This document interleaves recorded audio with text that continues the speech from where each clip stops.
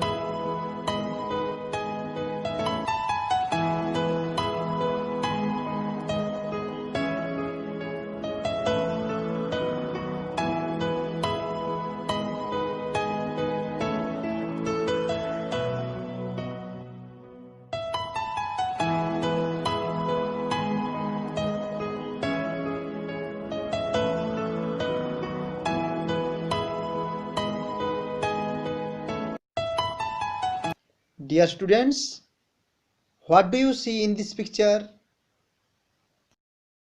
Here we can see two birds. They perch on the branch of a tree side by side. Now write down the articles and prepositions which are used in the sentence.